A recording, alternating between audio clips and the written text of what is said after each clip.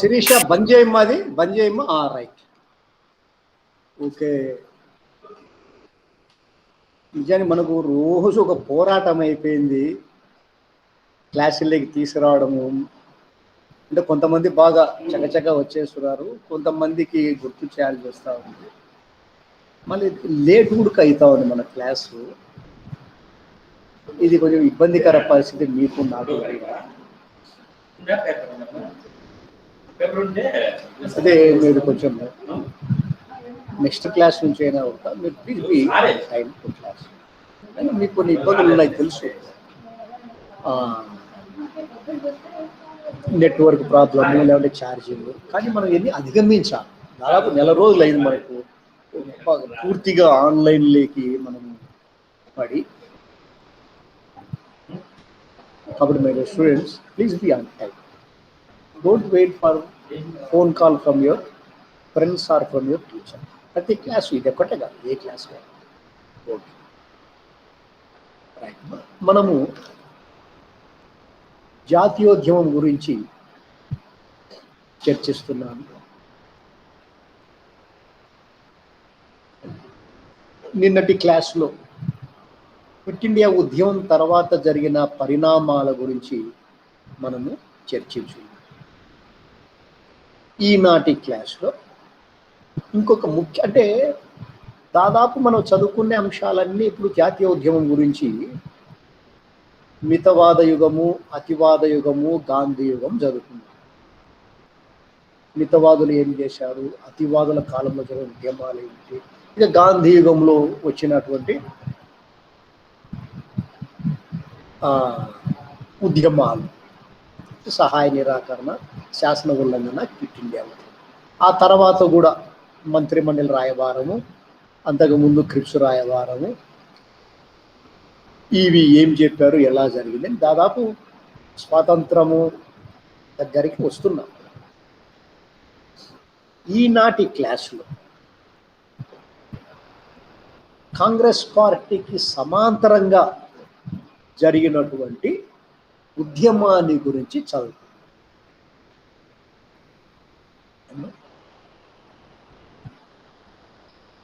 దానిని మన భారతీయ చరిత్రకారులు విప్లవోద్యమం అంటున్నాము, బ్రిటిష్ చరిత్రకారులు దానిని భయంకరోద్యమం అంటున్నారు, టెర్రరిస్ట్ ఉద్యమం అని.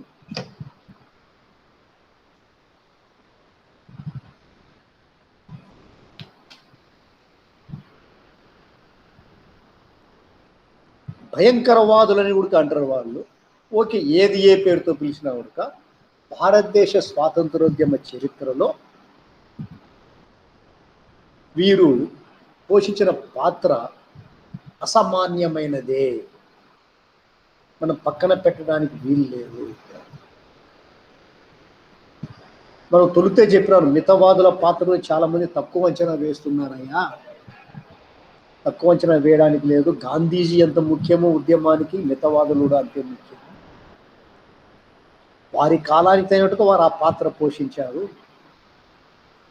అలాగే ఈ విప్లవ ఉద్యమం కూడా, విప్లవవాదులు కూడా ఆ స్థాయి మనుషులే.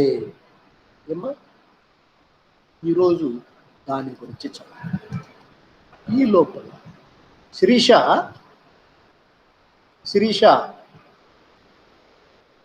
చెప్పండి సార్. నీకు ఒక సెమినార్ చెప్పమని చెప్పింటిమ్మా. ఎస్ సార్, చెప్తా సార్. Very good. అది నీది అయిపోయినాక నేను మొదలు పెట్టాను. రైట్ తల్లి. Now my dear students, Sirisha seminar ప్రయోగం చేస్తుంది, అందరూ శ్రద్ధగా వినండి. రైట్ అమ్మా, continue please start.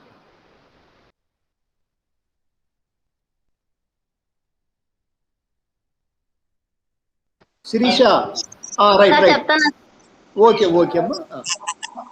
Good afternoon sir. Good afternoon one and all.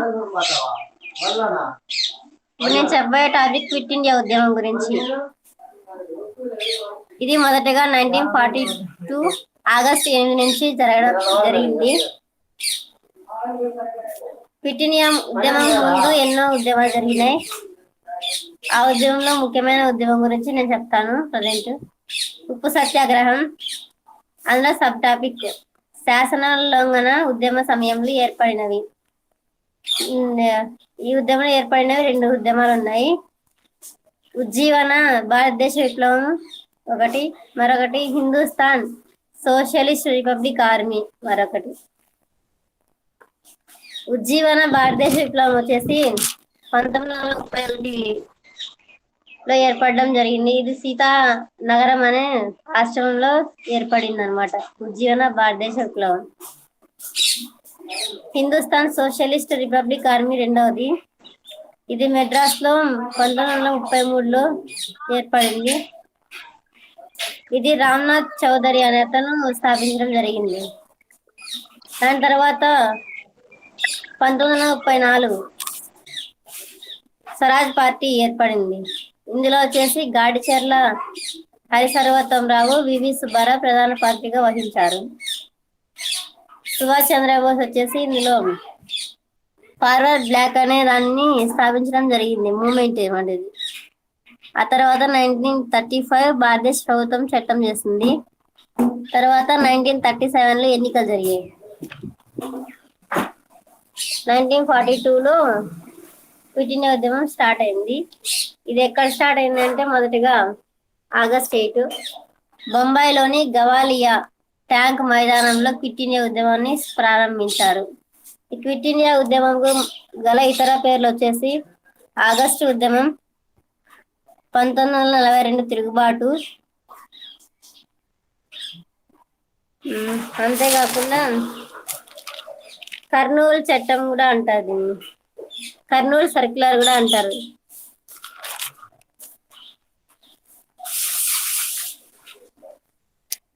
ఈ ఉద్యమంకి వచ్చేసి ప్రధానిగా వహించినది విదేశీ ప్రధాని ఎవరంటే అతను విన్స్టన్ చర్చల్. ఇతను ప్రధాన పాత్ర వహించాడు ఇందులో ఉండి. అదే విధంగా గాంధీ గారు కూడా ముందు నడిపించారు ఈ క్విట్ ఇండియా ఉద్యమాన్ని. స్వాతంత్ర ఉద్యమంలో చివరి ఉద్యమం ఇది అనమాట, క్విట్ ఇండియా ఉద్యమం. ఇందులో ప్రధానంగా గాంధీ గారు ఏం చెప్పినారంటే భారత్ ను వదిలి వెళ్ళండి అని నినాదం ఇచ్చినాడు. అదే విధంగా డూ ఆర్ డై అనే నినాదం కూడా ఇచ్చినాడు. చేయండి లేక చావండి లేక చేయండి అనే దాన్ని ఇచ్చాడు అనమాట.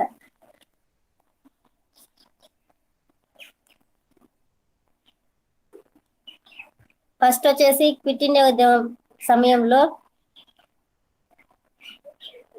ముందుగా లార్డ్ బిలియంట్ అనే అతను ఇందులో ఉన్నాడు.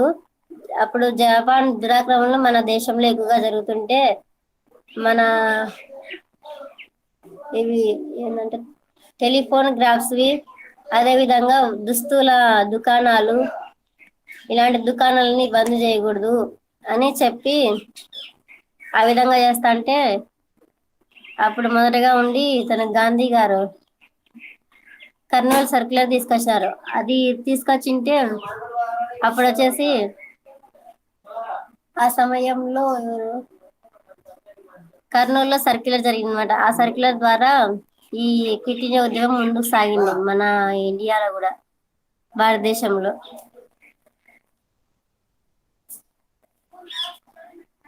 అప్పుడు జపాన్ కి రంగూన్ అనే ఊరిని సమర్పించుకున్నారు. 1942 మాత్రం కాంగ్రెస్ వర్సల్ కమిటీ అనేది జరిగింది. అందులో ప్రధాన పాత్రిక వహించిన వారు మౌలానా అబుల్ కలాం ఆజాద్. గాంధీ గారు ఏం చెప్పారంటే నినాదం, నాకు స్వాతంత్రం వెంటనే కావాలి, వీలైతే ఈరోజు రాత్రికే లేదా మార్నింగ్ అంతా ఉండాలి అని చెప్పినారు అనమాట. అప్పుడు ఆ విధంగా తను పోరాడడం వల్ల మనకి 1942లో ఉద్యమం జరిగితే మనకి 1947 స్వాతంత్రం రావడం జరిగింది. ఈ ఉద్యమానికి మరొక పేరు వచ్చేసి మెయిన్ నాయకులు లేని ఉద్యమం అనే పేరు కూడా ఉందన్నమాట.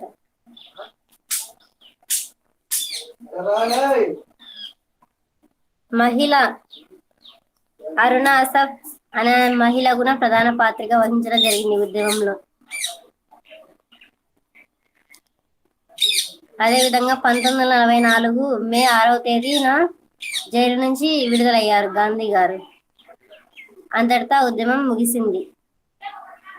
ఆ తర్వాత మన ఆంధ్రాలో మాత్రం కర్నూలులో మచిలీపట్నంలో జరిగింది. అందుకు కార్యదర్శిగా ఉన్నవారు కళా వెంకట్రావు. రాష్ట్రంలో మాత్రం పట్టాభి సీతారామయ్య అనే అతను ఉన్నాడు. హైదరాబాద్ లో మీర్ ఉస్మాన్ అలీ ఖాన్. అప్పుడే కాంగ్రెస్ పార్టీ వచ్చేసి అంతలక వస్తా అంటే దాన్ని నిషేధించారనమాట. మీర్ ఉస్మాన్ అలీ ఖాన్ అనే అతను. అదేవిధంగా మహిళ హైదరాబాద్ లో పద్మజా నాయుడు. అందులో మాత్రం ముగ్గురు ప్రధాన పాత్ర వహించారు. నారాయణ త్రయం అని ముగ్గురు ఉండేవారు. జయనారాయణ ప్రకాష్ అని ఇంకిద్దరు పేరు నాకు తెలియదు. అదేవిధంగా అహ్మదాబాద్ నెక్స్ట్ ఊరు. చేనేత ఉండేది అక్కడ. దానికి పేరు భారత స్టాలిన్ రాట్ అని.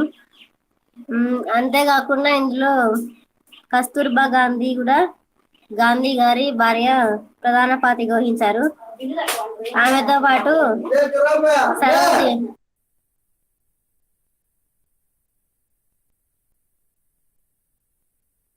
సరోజి నాయుడు కూడా, అదంతా పాటు సరోజి నాయుడు, కస్తూర్బా గాంధీ వీళ్ళందరూ జైలుకి వెళ్ళారన్నమాట. అంతేకాకుండా మహాదేవ్ దేశాయ్ గాంధీ వ్యక్తిగత కార్యదర్శి.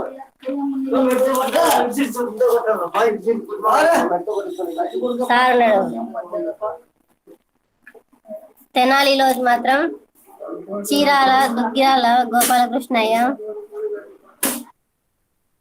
మన ఆంధ్రాలో తెనాలి, చీరాల, దుగ్గిరాల, పాలకొల్లు, ఆకివీడు, టెలిగ్రాఫ్స్ ఇవన్నీ తెంపివేస్తారనమాట ఈ ఊరిలో.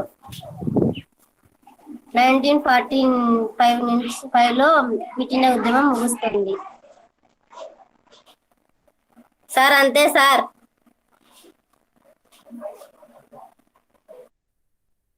వెరీ గుడ్ తల్లి, థ్యాంక్ యూ వెరీ మచ్. కొంత డిస్టర్బెన్స్ ఉన్నా కూడా బాగా చెప్పినావు, చక్కగా చెప్పినావు, కొత్త పాయింట్స్ కూడా చెప్పినావు అమ్మా, బాగా స్టడీ చేసినావు, వెరీ గుడ్. సో ఇలా మీరు మిగతా వాళ్ళు కూడా ముందుకు వస్తే చాలా బాగా ఉంటుంది. ఎంతసేపునే మిమ్మల్ని ముళ్ళు కర్రతో పొడిచినట్టు పొడిచాలంటే ఎక్కడ వీలవుతుంది కాదు.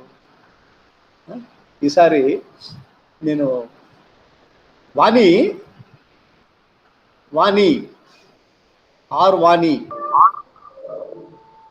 రేపు సెమినార్ ఇస్తావమ్మా? రేపు సెమినార్ ఇస్తావా? సరేనండి సార్. సరే సార్. నువ్వు దేని మీద మాట్లాడతావు అంటే భగత్ సింగ్ గురించి మాట్లాడు. సార్ సరేనండి సార్. Very good. లేదు నువ్వు రాసుకో, పేపర్ మీద రాసుకో, కొన్ని పాయింట్లు తీసుకో. రేపు క్లాస్ మొదలైనప్పుడు, రేపు మనకి ఎన్ని గంటలకు ఉంది మీ క్లాసు నేను చెప్తా, ఒక్క నిమిషం. 10 గంటలకు సార్. రేపు 10 గంటలకు కాదమ్మా, మీకు 12 గంటలకు ఉంది. 12 గంటలకు ఉంది. సరే సార్. 12 గంటలకు ఉంది. అప్పుడు వాణి మనకు సెమినార్ ఇస్తాడు. గాయత్రికి ఫోన్ చేయాలి మరి. గాయత్రి రైట్. ఓకే తల్లి, ఆఫ్ చేసుకోండి, ఆడియో ఆఫ్ చేసుకోండి అందరు కూడా. Okay okay my dear students, thank you very much. నిజానికి ఆడపిల్లలు పేరు నిలబెడుతున్నారు, మా మాట నిలబెడుతున్నారు. వై శిరీష కానీ, ఎం శిరీష కానీ, వాణి, గాయత్రి. అబ్బాయిలు మరి చూడాల, మిమ్మల్ని స్ఫూర్తికి తెచ్చుకొని అబ్బాయిలు కూడా సెమినార్ ఇది బాగా ఇచ్చేవాళ్ళు. మరి ఎందుకు ఇప్పుడు సిగ్గుపడుతున్నారు, మొహమాట పడుతున్నారు? మనం లాగుదాం, వాళ్ళ మీద లాగుదాం. ఓకే రైట్ అమ్మా. ఇంతవరకు చెప్పినట్టు మనము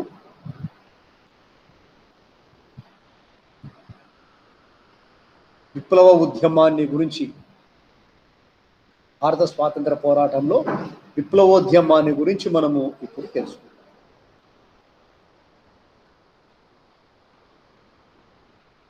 ఇది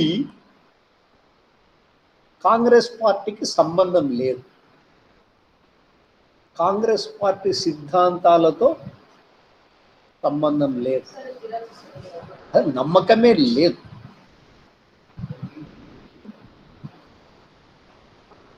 కాంగ్రెస్ పార్టీ అహింసా పద్ధతిలో పోరాటం చేస్తూ ఉంటే స్వతంత్రం రాదు.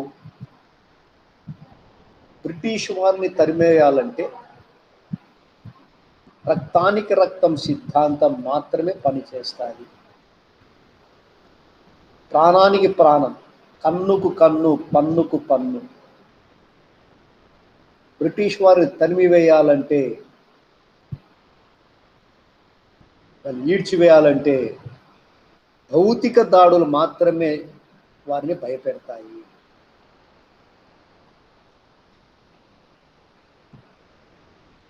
అందుకు దీనిని విప్లవాత్మక ఉద్యమం అంటున్నాను, విప్లవోద్యమం అంటున్నాను. బ్రిటిష్ వాళ్ళు భయంకరోద్యమం అంటున్నారు, దౌర్జన్య ఉద్యమం. అంటే వారి భావన అది. మనకు ఇది విప్లవకారులు అంటాం, వారు టెర్రరిస్టులు అనలే. వాళ్ళు అన్నారు, బ్రిటిష్ వాళ్ళు టెర్రరిస్ట్ మూవ్మెంట్ అన్నారమ్మా. కొన్ని పుస్తకాల్లో అదే మాట ఉంటుంది, టెర్రరిస్ట్ మూవ్మెంట్ అనే ఉంటాయి. మన భారతీయులుగా ఆ మాట అనలే మన వాళ్ళని టెర్రరిస్ట్ అని. అది ఎందుకు జరిగింది, ఎలా జరిగింది, స్ఫూర్తినిచ్చిన అంశాలు ఏమిటి అనేది తెలుసుకోవాలంటే ఒక్కసారి మీకు పవర్ పాయింట్ ప్రజెంటేషన్ చేస్తాను. సో మీకు కొంచెం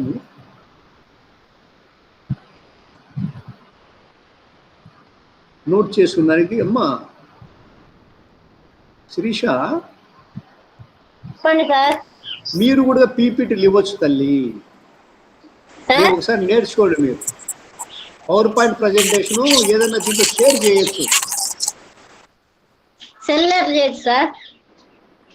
చేయొచ్చు సెల్లో ఉడక.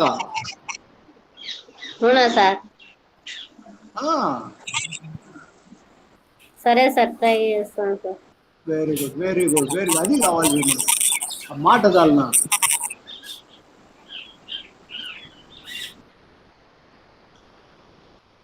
రైట్ అమ్మ. సో ఈ భయంకర ఉద్యమకారులు అంటున్నాం కదా, మనం విప్లవకారులు అంటాం, బ్రిటిష్ వాళ్ళు దౌర్జన్యకారులు అంటున్నారు కదా. దీనికి భారతదేశంలో విప్లవాత్మక ఉద్యమాలకు నాంది పలికిన వ్యక్తి మాత్రము వాసుదేవ్ బలవంత్ ఫాడ్కే. వాసుదేవ్ బలవంత్ ఫాడ్కే. ఈయన ఈ విప్లవాత్మక ఉద్యమాలకు పితామహుడు వంటివాడు.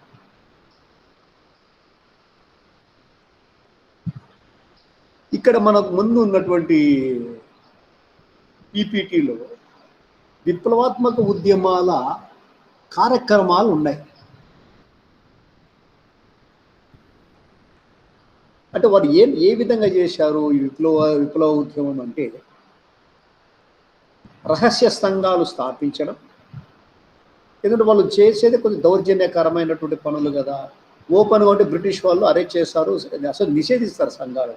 కాబట్టి రహస్య సంఘాల స్థాపన,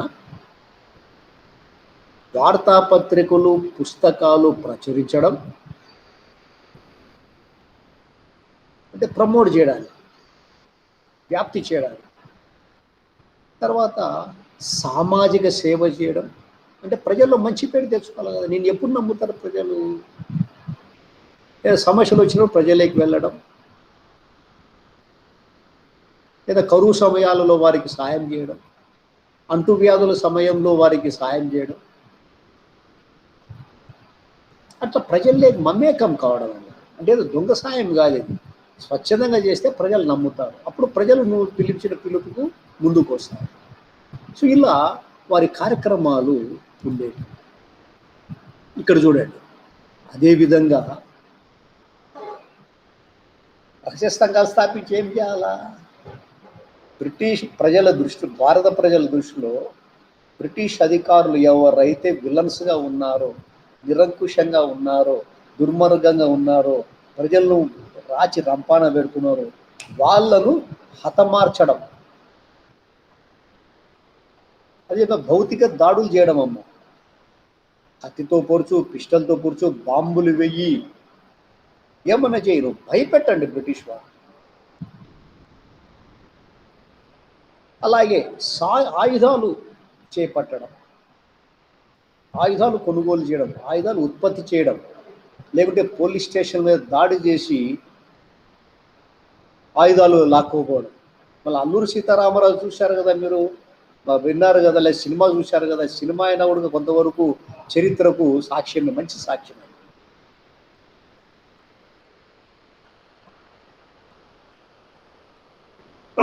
ఎక్స్క్యూజ్ మీ. అలాగే బలప్రయోగంతో ఎదుర్కోవడం. గాంధీ ఏమంటాడు, ఒక చెంప మీద కొడితే ఇంకో చెంప చూపించమని. వీళ్ళు ఏమంటారు, ఒక చెంప మీద కొడితే వాళ్ళు 2 దవడలు వాయగొట్టమని, లేపమని చెప్తున్నారు వాళ్ళు.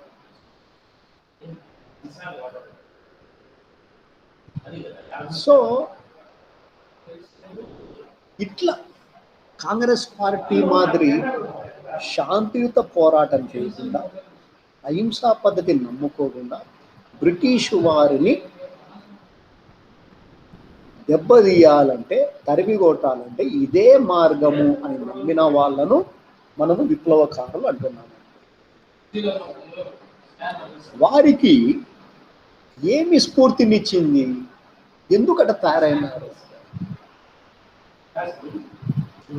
ఎందుకు విప్లవవాద కార్యక్రమాలు భారతదేశంలో ఏర్పడ్డాయి, ఏ పరిస్థితులు దోహదం చేసినాయంటే,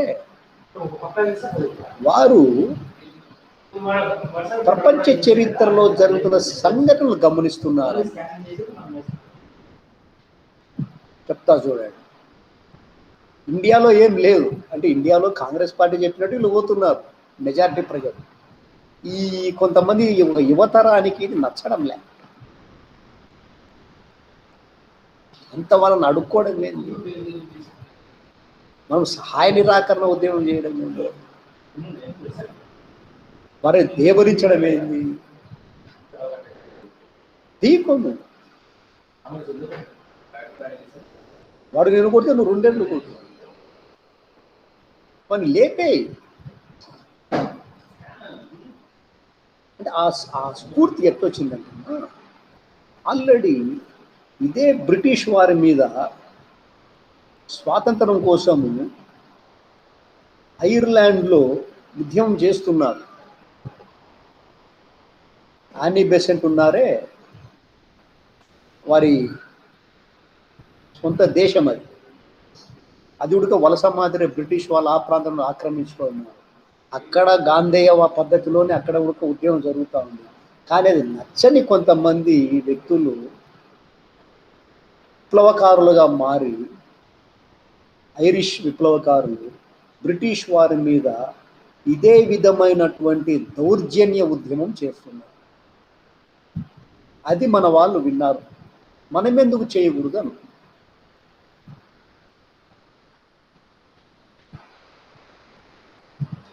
ఓకేనా. అలాగే రష్యాలో ఇదే సమయం మనం మాట్లాడుకునే సమయం 1915, 16, 17 కాలాలలో అక్కడ కమ్యూనిస్టు ఉద్యమం జరుగుతుంది జార్ చక్రవర్తుల మీద రష్యాలో. అది శాంతియుత పోరాటం కాదు, దౌర్జన్యకర పోరాటం.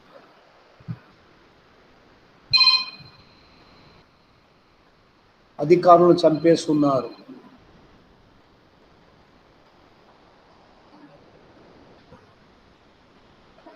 మంత్రులను పేల్చేస్తున్నారు. అక్కడ ఒక ఉద్యమమే జరుగుతుంది, దాని పేరు నిహిలిస్ట్ ఉద్యమం. నిహిలిస్ట్ ఉద్యమం. నిహిల్ అంటే రష్యా భాషలో శూన్యము అని. శూన్యం అంటే ఖాళీ. రష్యాలో ఈ ఖాళీ అనే పేరుతో రష్యాలో ఉన్నటువంటి పాలనా వ్యవస్థలు అన్నీ కూడా ఖాళీ చేద్దాం. రాచరిక వ్యవస్థలు, మంత్రివర్గాలను, న్యాయ వ్యవస్థను, అన్ని వ్యవస్థలను ధ్వంసం చేద్దాం చేసి కొత్త పద్ధతులను ప్రవేశపెడదాం అనేది నిహిలిస్టు ఉద్యమం యొక్క లక్షణం. మన భగత్ సింగ్ లాంటి వ్యక్తులు దాని ప్రభావం అని వీళ్ళ మీద ఉంది. ఇక్కడ ఒక బ్రిటిష్ వారిని కూకటి వెలుసా పికిలివేద్దాము, మన భారత ప్రభుత్వాన్ని ఏర్పాటు చేద్దాం, సాంఘిక, ఆర్థిక, సాంస్కృతిక వ్యవస్థలో సమూల మార్పులు చేస్తాము.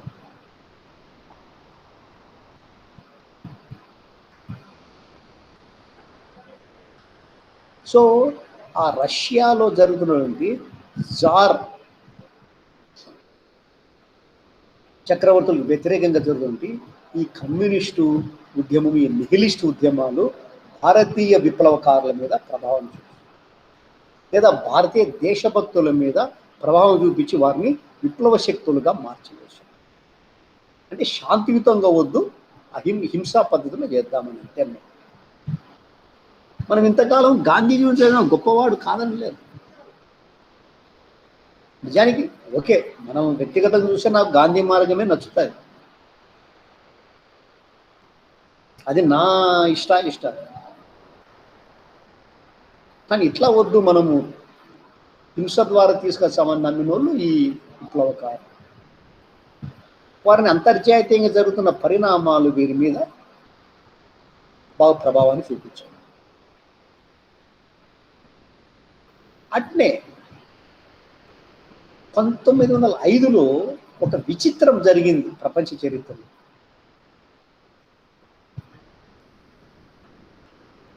ఏంటది అంటే, రష్యా తెలుసు కదా, పెద్ద దేశం, సువిశాలమైనటువంటి భూభాగం ఉన్న దేశం. జపాను చిన్న ప్రాంతం. ఇప్పుడంటే జపాన్ ఆర్థికంగా బాగా పుంజుకుంది. నేను మాట్లాడేది 115 ఏళ్ల క్రితం 1905 గురించి మాట్లాడుతున్నాను. ఆ జపాను రష్యాతో యుద్ధం చేసి రష్యాను ఓడించి తరిమేసి,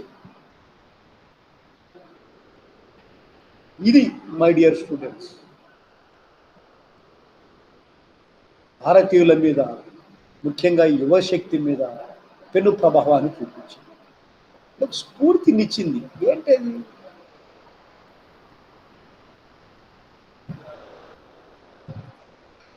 రష్యా మీద జపాన్ గెలిచినప్పుడు మనం ఇంత భారతదేశం ఆఫ్టర్ ఆల్ చిన్న దేశం, ఇంగ్లాండ్ చేతుల్లో ఏంటి ఇబ్బందులు పడ్డాము?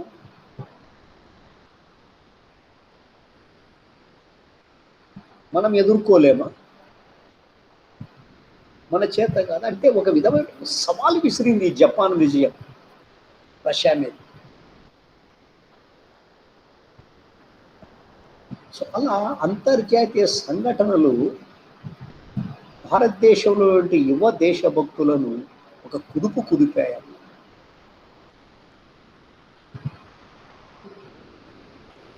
అలాగే ఇటలీ ఏకీకరణ ఉద్యమము, జర్మనీ ఏకీకరణ ఉద్యమాలు, అవి మీరు 5వ సెమిస్టర్లో కూలంకషంగా చదువుకుంటారు. మీరు 5th సెమిస్టర్లో ఊరికి ఇప్పుడు ప్రస్తావన కాబట్టి చెప్తున్నారు. అవి కూడా సామాన్య ప్రజానీకం చేసిన పోరాటాలు. అయితే శాంతియుతం కాకుండా కొంచెం యుద్ధ బలంతో, అంటే బలప్రయోగం అంటున్నామే, బలప్రయోగంతో చేసినటువంటి పోరాటాలు. అది మన వాళ్ళ మీద బాగా ప్రభావాన్ని చూపింది. ఓకేనా?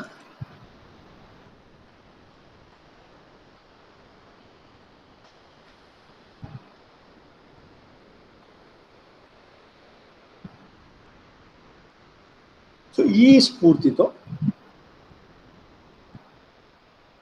భారతదేశంలో కూడా ఉద్యమకారులు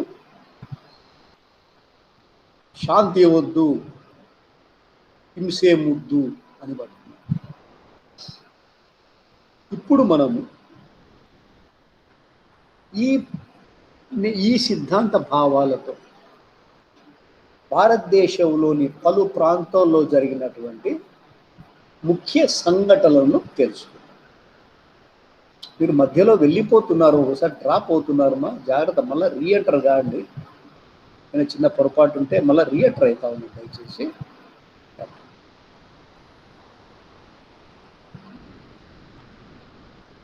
బెంగాల్లో జరిగిన విప్లవ కార్యక్రమాల గురించి చదువుకున్నాం.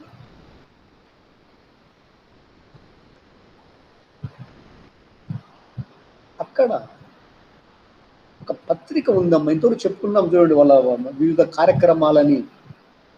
ఆ కార్యక్రమాల్లో ఒకటి పత్రికలు స్థాపించారు, అయితే రహస్య పత్రికలే. సార్ ఎక్కడ సార్? బెంగాల్, బెంగాల్ అమ్మా, ఎక్కడ sir? Bengal, Bengal, Bengal. Okay sir. Bengal, ఓకేనా. అక్కడ ఫ్రీ హిందుస్థాన్ అనే ఒక పత్రిక ఉంది. ఫ్రీ అంటే స్వేచ్ఛ, హిందుస్థాన్ అంటే భారతదేశం, స్వేచ్ఛ భారతదేశం అనే ఒక పత్రిక ఉంది. దానిని తారకనాథ్ దాస్ అనే ఆయన ప్రారంభించాడు ఆ పత్రికని. ఆ పత్రికలో వచ్చినటువంటి వ్యాసాలు బెంగాల్ ప్రజానీకాన్ని ఉత్తేజపరిచి కొంతమందిని విప్లవకారులుగా మార్చేసి, అలా మారిన వ్యక్తులు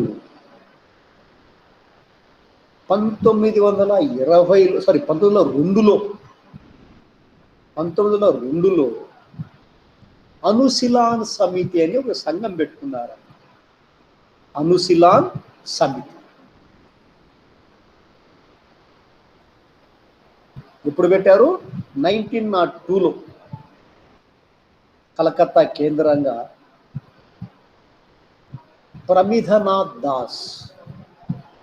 ప్రమిధనాథ్ అనే ఆయన, ఇంకొకరు సతీష్ చంద్ర బసు, ఎస్సి బసు అనే ఆయన స్థాపించారు. సంఘం పేరేం పేరు? అనుశీలాన్ సమితి. అంటే అనుశీలాన్ అంటే వేరేం లేదు, బాడీ బిల్డింగ్ సొసైటీ అని.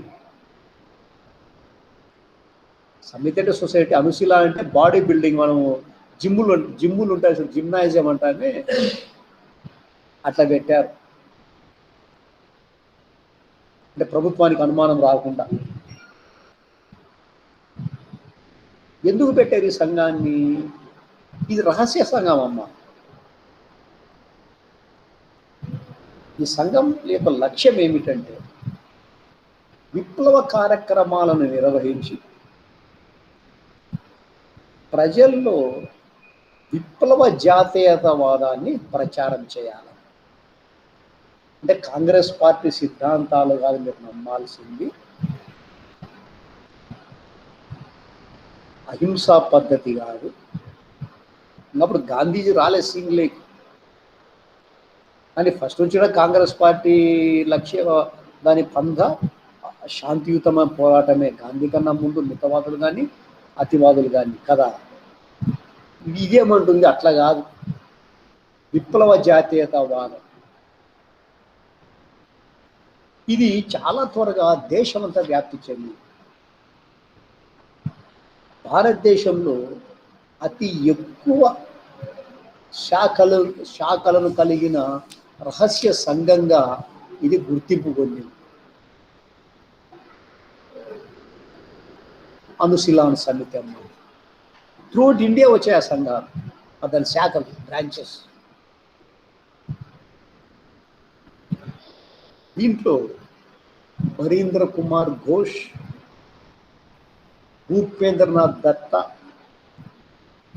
ప్రమోద్ మిట్టల్ వీళ్ళు చాలా ముఖ్యమైన భూమికను పోషించారు. అయితే దీన్ని స్థాపించింది మాత్రము 1902లో సతీష్ చంద్ర బసు, ఆయన మిత్రుడు ప్రమీర్నాథ్.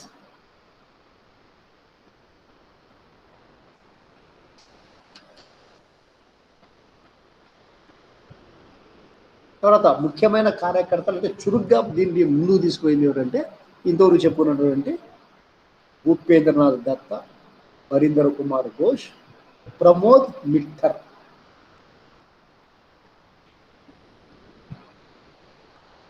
ఈ సంఘం ఒక బుక్కును ప్రింట్ చేసింది, గ్రంథం.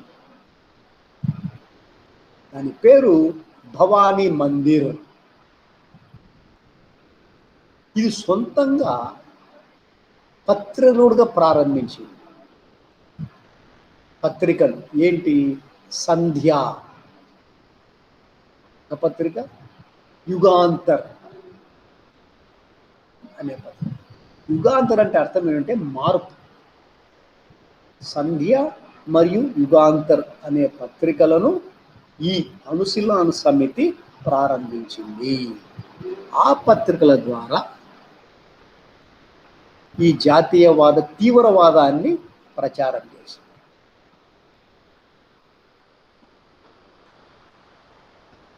ఈ సంస్థ యొక్క ప్రధాన స్లోగన్ ఏమిటో తెలుసా?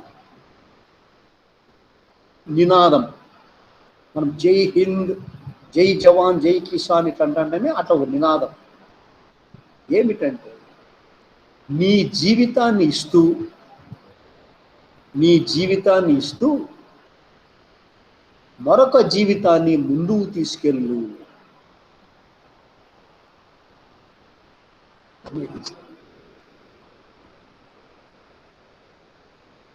వీరు తీవ్రవాద కార్యకలాపాలు చాలానే చేపట్టారమ్మ. అంటే రైల్వేలను పేల్చివేయడము, రైల్వే కట్టలను తెంచేయడము, రైల్వే ట్రాక్స్, పోలీసులను దాడి చేయడము, ఇవన్నీ కూడా వాళ్ళు చేశారు.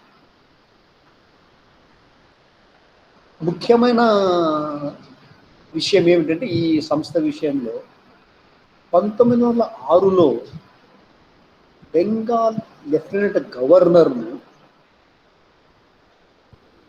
హతమార్చడానికి ప్రయత్నం చేసింది ఈ సంఘం. అయితే తర్వాత పోలీసులు కనుక్కొని అరెస్ట్ చేశారు. అది ఫెయిల్ అయింది అటెంప్ట్. అంటే వారి స్థాయి చూడండి, సాధారణ పోలీసు, సాధారణ ఉద్యోగి కాదు. బెంగాల్ రాష్ట్ర గవర్నర్, అంటే లెఫ్టినెంట్ గవర్నర్ అంటారు. బెంగాల్ రాష్ట్ర లెఫ్టినెంట్ గవర్నర్ పుల్లర్ అనే అన్నాడు. ఆయనను ఎలిమినేట్ చేయాలని ప్రయత్నం చేశారు. అయితే పోలీసులు కనుక్కున్నారు, ఇది విఫలమైంది. అలాగే ఇంకొక సంఘం అంటే బెంగాల్లోనే, దాని పేరు యుగాంతర్ సమితి. ఇది 1906లో ఏర్పాటైంది. దీనిని బరీంద్ర కుమార్ ఘోష్ స్థాపించాడు.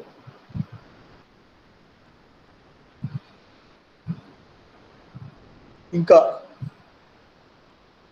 జతిన్ ముఖర్జీ దీంట్లో ప్రధానమైన పాత్ర పోషించాడు.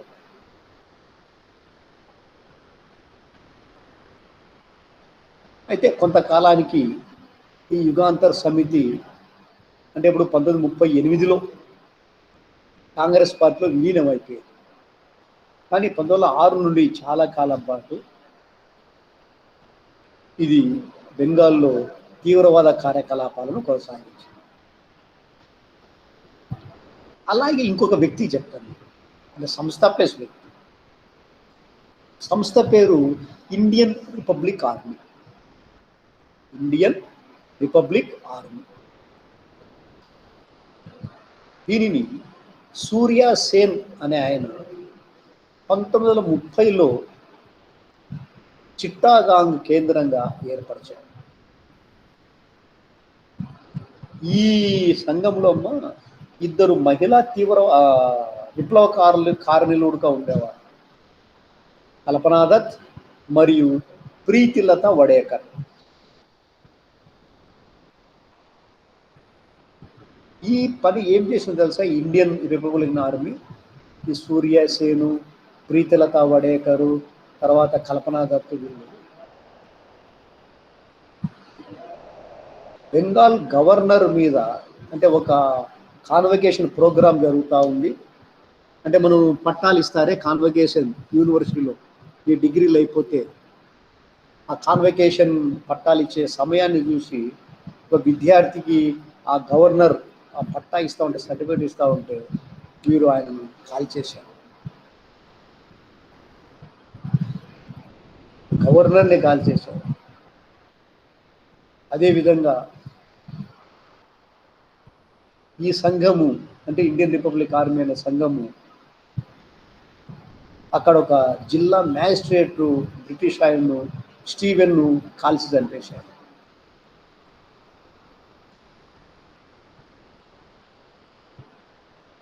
వీళ్ళు బ్రిటిష్ ప్రభుత్వానికి, బ్రిటిష్ అధికారులకి చుక్కలు చూపించారు. ఇది వీరు తక్కువ మందే దేశంలో, తక్కువ మంది అయినప్పటికీ బ్రిటిష్ ప్రభుత్వానికి బాగా ఇబ్బందులు పెట్టారు.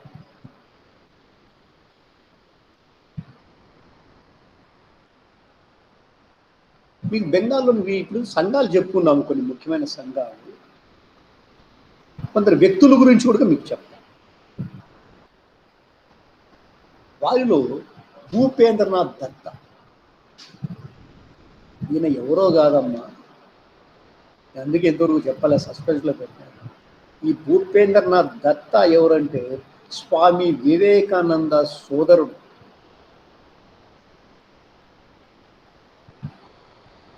ఆయనేమో శాంతియుతంగా ఉండాలనే మనిషి.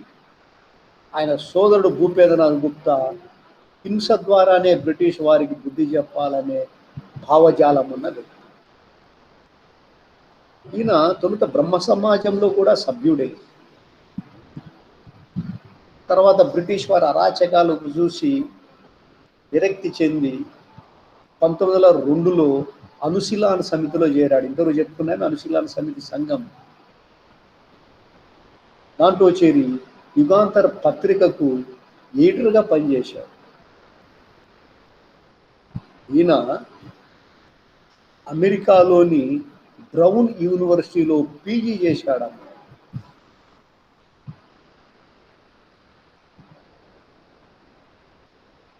చాలా గొప్ప మేధావి. అంటే దేశభక్తి భావనతో ఆయన అన్ని తన భవిష్యత్తును, బంగారు భవిష్యత్తు వదిలిపెట్టి దేశం కోసం ప్రాణాలు ఇవ్వడానికి సిద్ధమయ్యారు.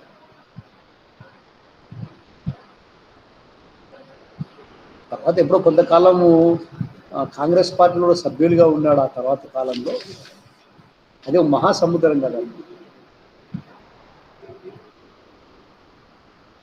ఈయన ఒక బుక్ కూడా రాశాడు, స్వామి వివేకానంద పేట్రియాట్ ప్రాఫిట్. తన అన్న గురించి రాశాడు. స్వామి వివేకానంద దేశభక్తుడు, తర్వాత ప్రవక్త అనే అక్షరాలు. స్వామి వివేకానంద దేశభక్తుడు, ప్రవక్త అనే గ్రంథాన్ని రచించారు. ఇంకొక ఆయన పరీంద్ర కుమార్ ఘోష్, బీకే ఘోష్. ఈయన కూడా ఎవరో కాదండి, అరవింద ఘోష్ ఉన్నారు కదా, అంటే వందే మాతరం ఉద్యమం లాల్ బాల్ పాల్ ఘోష్ అని, ఆ అరవింద ఘోష్ యొక్క సోదరుడే ఈ పరీంద్ర కుమార్ ఘోష్. ఈయన కూడా తొలుత శాంతియుతంగా పోరాటాలు చేసిన తర్వాత బ్రిటిష్ వారి యొక్క ఆకృత్యాలను చూసి ఈ శాంతియుత పోరాటంలో నమ్మకం లేదు, దానివల్ల స్వతంత్రం రాలది, ఈ విప్లవ పందా వైపు నచ్చిన వ్యక్తి.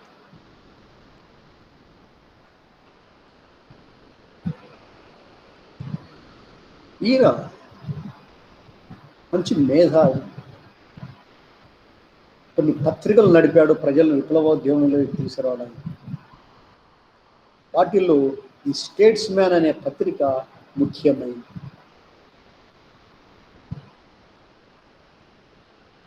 అలాగే డియర్ ఫ్రెండ్స్,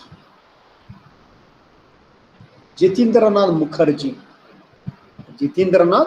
ముఖర్జీ ఆయన కూడా బెంగాల్లో జన్మించిన విప్లవకారుడే. ఈయనను టైగర్ జతీన్గా పిలుస్తారు. టైగర్ జతీన్ ఈయన ఒక బాంబుల ఫ్యాక్టరీని నెలకొల్పినాడు. దియోఘర్లో బాంబుల ఫ్యాక్టరీని. ఆయన ఒక స్లోగన్ ఇచ్చాడమ్మా, we shall die to awaken the nation. మన జాతిని మేల్కొల్పడానికి మనము మరణిద్దాం. We shall die to awaken the nation. చూడండి వాళ్ళ యొక్క పోరాట స్ఫూర్తి ఎట్లా ఉందో.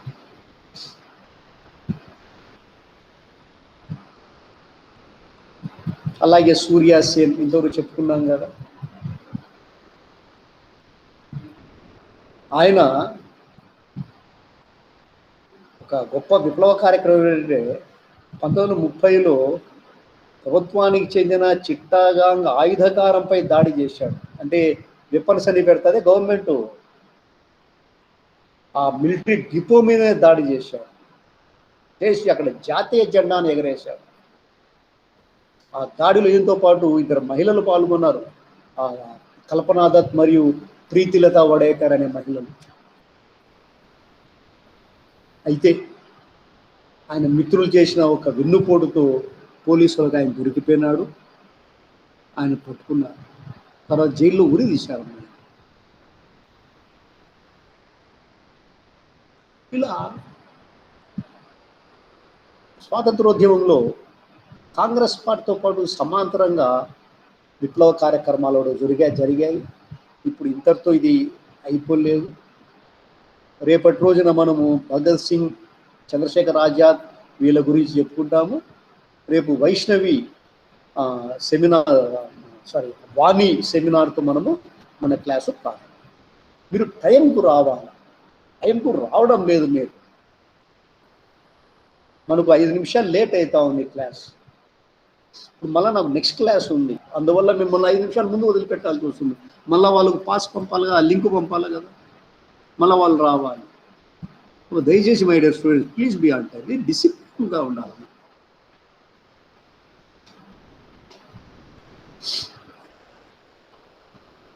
ఆ డిసిప్లిన్ లేకుంటే వేస్ట్ కదా మనం.